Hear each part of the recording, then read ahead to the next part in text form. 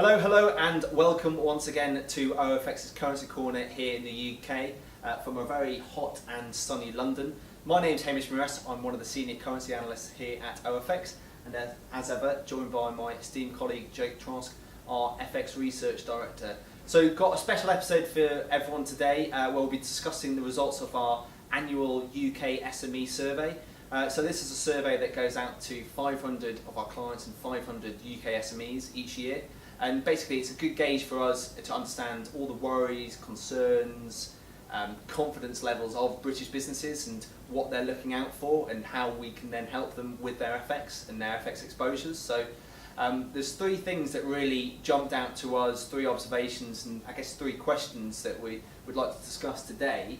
And how, well, the first one I guess, Jake, is how there's been a shift in focus and confidence, focus really, in the last 12 months. Where's that been from and where's it going to? Yeah, the majority of our respondents last year were looking to America to expand their business.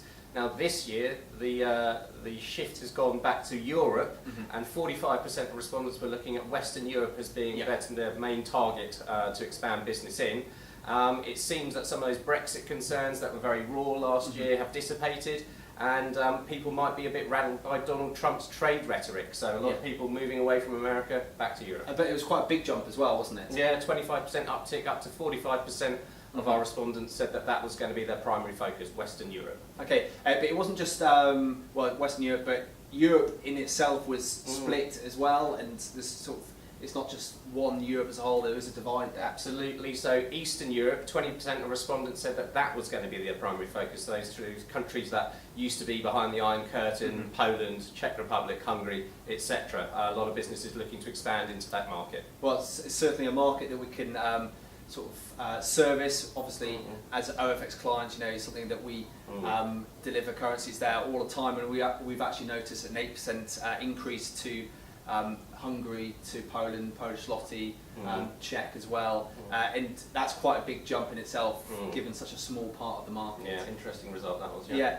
The third point as well, it's been a big split in the UK as well. It's not all one rosy, sunny, United Kingdom. This was the most remarkable result of the survey, undoubtedly. The correlation between voting during the EU referendum and the home nations and confidence levels.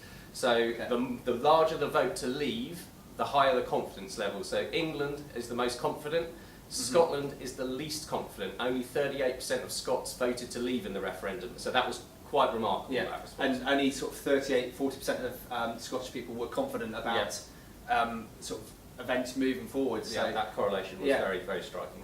Well, speaking of moving forward, what have UK SMEs got to keep an eye out for on the horizon that could affect their confidence levels in the next, let's say, 12 months? Well, it's Brexit, obviously. Okay, What will happen with negotiations in September and October with the EU? Is sterling going to collapse if we reach an impasse with the EU and we can't get a trade deal done?